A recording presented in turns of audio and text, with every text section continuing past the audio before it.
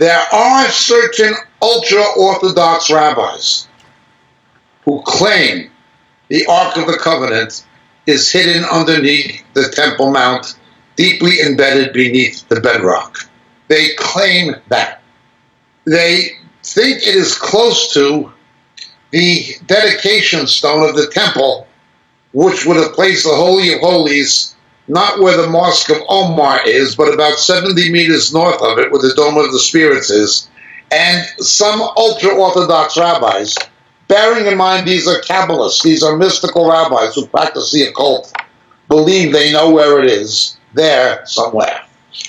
There is a theory that the Ark will be rediscovered and create the impetus to rebuild the temple. Because it is covered with gold, a hardwood covered with gold, and gold does not oxidize, that would be a preserving element in their thinking, which has some scientific merit, but over that period of time, although the gold might not oxidize, I think the acacia would not in some way have a decay of the carbon. Well, this is quite a question and quite an issue. Nonetheless, there is another view. The Ethiopian Orthodox Church, which is related to the Coptic Church, combines Coptic Christianity, similar to what you have in Egypt and in Sudan. It combines Coptic Christianity with Judaism. Their belief being that Haile Selassie was the descendant of King Solomon and the Queen of Sheba. That the Queen of Sheba and Solomon had children, and from that bloodline came Haile Selassie. The Rastafarian cult, of course, takes this even further beyond anything Haile Selassie believed or that the Ethiopian Orthodox Church teaches. But they had multiple models of the Holy Ark. The theory was that in the days of Jeremiah, before Nebuchadnezzar destroyed the temple, the Ark was taken to Ethiopia, to the area of Lake Tana, where the Falashas, the black African Jews, came from. And it's hidden in a cave underneath a small chapel, where there's one monk who lives in that chapel, and it's hidden underneath it. This is the belief of the Ethiopian Orthodox Church, that they actually have it. And you can see at certain times of the year, 10,000 women with candles kneeling down outside in front of this chapel. That is their belief. Now again, there are multiple models, replicas of the Ark of the Covenant in churches in, perhaps not Addis Ababa so much, but certainly in northern Ethiopia. They are there around Lake Tana, and it is a belief of the Ethiopian Orthodox Church, which again is a combination of Coptic belief and Judaism. Now, what is proposed is there'll be an archaeological excavation of the area underneath that chapel. The true Ark will be recovered and taken to Israel. That is a belief that some people have had, but it is all highly speculative. Nobody knows where that Ark is. Now let me explain why in part. In the second temple, the Ark was not there. The Ark was not there. And one of the reasons in the days of Ezra and Nehemiah, the people who were old enough to remember the first temple, the Babylonians had destroyed, when they returned under the Persians 70 years later, in accordance with the prophecies of Jeremiah and Isaiah and so forth, when they came back, they didn't have the Ark inside the Holy of Holies. Yet there was a divine promise that the glory of the second temple would exceed the first. Well, how could that happen without the Ark? The divine presence was not there. The Shekinah would not come down. The Ark was not there. The only way that that could happen was if the Messiah came and entered the second temple, and if he was God. If the Messiah came and he was God, that is the only way the glory of the second can eclipse that of the first. This also relates to the prophecies of Ezekiel chapter 44, verse 1 concerning the East Gate.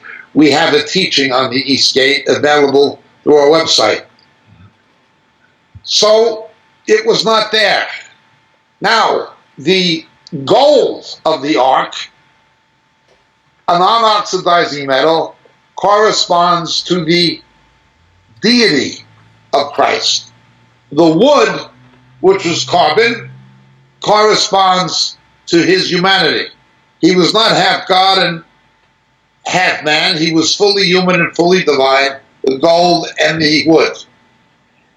The lid of the ark was the mercy seat. It corresponds to the throne of grace. It covers the law with the Torah tablets, the Decalogue inside of it, and then the Shekinah would come down.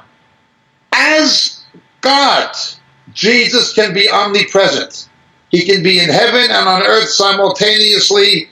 He can be in Australia, the United States, and Israel simultaneously. He can be in Europe and Latin America simultaneously. He can be in Africa and in the Arctic simultaneously. On heaven and earth, whatever he wants to do as God, he can be omnipresent by his Spirit and so forth.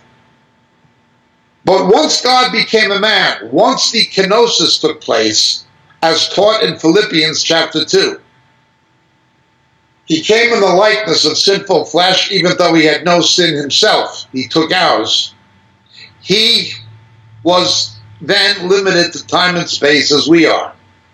So, in other words, the absence of the ark from the second temple did not only remind them of the sin of their forefathers, but its absence meant that the Messiah had to come into the second temple and he had to be God. Jesus, becoming God incarnate, he was always God, but he became incarnated. In eternity was God, but once he became incarnated, he could not be in the Holy of Holies in the ark and out in Solomon's portico teaching his disciples simultaneously. He could not be omnipresent.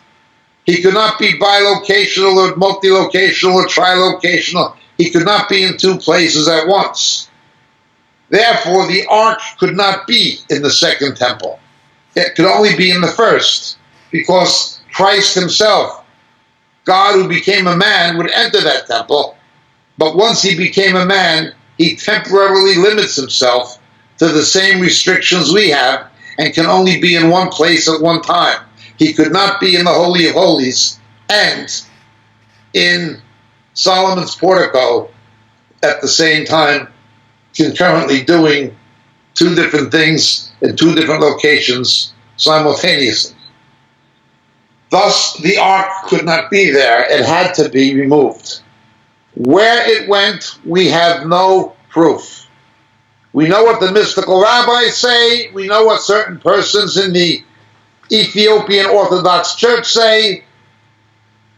Archaeologists do not know. Do not know. Steven Spielberg made a fantasy movie concerning it. Raiders of the Lost Ark, of course. But nobody actually knows. That is where matters stand. Those are the theories. Those are the realities, both theological, archaeological, and historical.